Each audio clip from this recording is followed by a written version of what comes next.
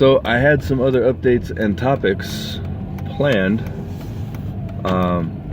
but there was one thing I did definitely want to talk about. It just wasn't going to be right now, and I decided to move it up because of what I've been seeing in the news, and I'm sure you have too. I'm talking, of course, about the problem this country has with sexual assault and how casual it is with sexual assault, how it treats victims and survivors of sexual assault. So as a warning, this video may be triggering for some people just because it does mention rape. And you guys have been, if you've been following the hearings for our Supreme Court nominee, the fool, Kavanaugh, you've been hearing about that. You might be in a really bad place right now. This video is probably not going to help that. So I would advise you, if that's a trigger for you, to not watch. It's not explicit though. Here is the big problem I've been seeing with sexual assault and storytelling, and I want to say lately, but quite honestly, it's something I've just been noticing more in the past 4 or 5 years. It's not happening more. It's been happening since the dawn of time. A lot of times guys, and not every guy obviously, and not only guys obviously, but for the bulk of them, when it comes to writers, we're talking about cis guys. They want to have a backstory for their female character, and they always go to rape. Like every single time. Rape is the default backstory for so many female characters.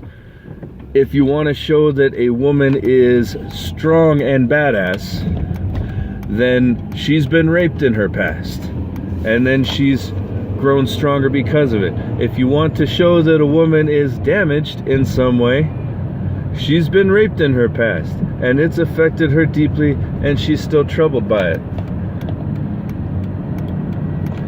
It happens in so many stories, even in Star Trek, of all things. We're watching The Next Generation. We've got Lieutenant Tasha Yar, Chief of Security. How do we know that she's a badass lady? Because she comes from a planet where gangs of men roam around raping everyone. They literally use the word rape gangs in an episode of Star Trek. She escaped rape gangs, and that's why she's such a tough, badass lady, that she can be the chief of security aboard the Enterprise. So it's not a new thing. But the question is, how do we combat that? And a lot of guys struggle when it comes to writing women. And I think a big part of that is the otherization that we have done when it comes to women and men. If you think about things, even just now I'm talking about writers, right? I'm talking about writers having trouble with women characters. And 9 times out of 10, when I'm talking about that, whoever is imagining what I'm talking about is going to be picturing a man writing, right? Men are the default for so many things in our society. Sexual assault, when it comes to sexual assault, is one of those things that's also sort of the default. We know it's a horrible thing. We as a society acknowledge that it's a horrible thing, but at the rate that it happens, which is basically every woman ever, I mean, it's a big problem. It's almost inevitable is the wrong word, but statistically, because it's so common, we recognize that, and yet we refuse to do anything about it, right? And what I'm talking about when I'm talking about the otherization of women, it comes into play big time with that, because with men as the default, their behavior becomes the default. And the thing is, it's learned behavior, right? Men grow up with sexual conquest, at least as far as the normal toxic masculinity bullshit that most guys deal with growing up in the United States when I was a kid, and I assume it's still going on. That kind of thing leads men to view sexual conquest as it's an inherently manly thing, right? It's not. It's learned behavior, just like everything else we consider masculine. But because it's considered that way, you have things like the Kavanaugh apologist.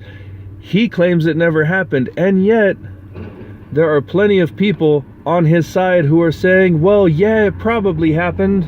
It's just not a big deal that it happened, right? And that's one of the things that's troubling. And it spills over into our writing when we make rape a default backstory for any female character. I mean, it's a horrible thing to do. And even beyond it being horrible, it's just fucking lazy. Like, you can't come up with any traumatic events, a car accident. Why does it even have to be a traumatic event? You can't think of a woman who was formed and molded and shaped into such a badass character because of the great relationship she had with her family. Do something fucking unique. Jesus Christ, guys. Quit raping. And quit making rape like the only way that you can imagine a woman having any kind of character whatsoever. Because that's really what it is. What that laziness boils down to is, I don't want to think about a woman as a person.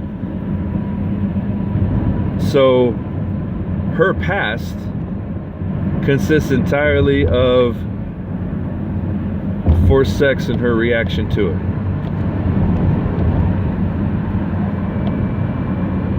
Now, we've talked about that. I don't want to end on that. That's it's a bummer, and I'm sure people can put it into way more coherent thoughts than I can. I'm still pretty mad about the whole thing. And quite honestly, I spent all last week and most of this weekend just being there for people, because the world is a fucking nightmare right now, and a lot of people just need somebody to talk to, a shoulder to cry on, a friendly ear that's always open. So things are wearing down on people. Let's come up with something positive for ending this video. How about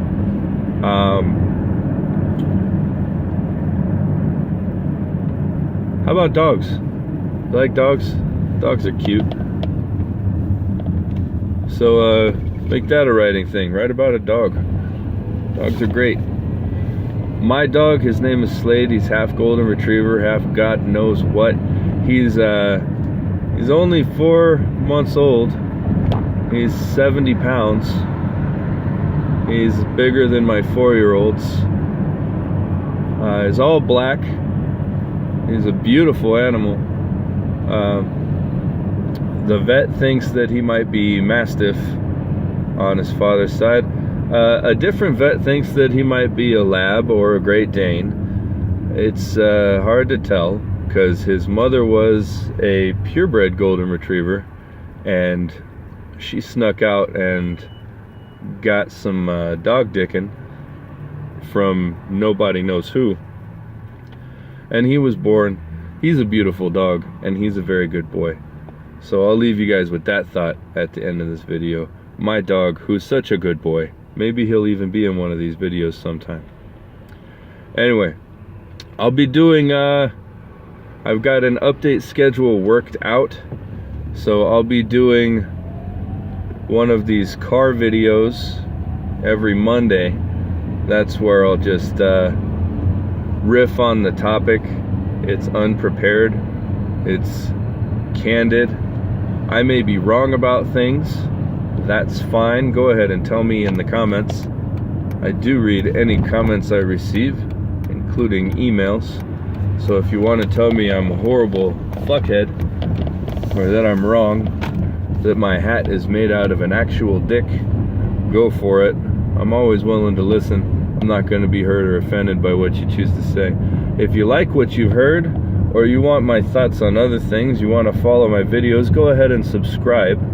If you hit that bell notification icon, it will inform you every time I post a new video. Right now, the update schedule I have planned is Mondays I'll do these car videos. I'll do the more sit-down lecture-style videos on Wednesdays. And then Friday is when I do either some fiction releases or another bonus video. It really depends on the week.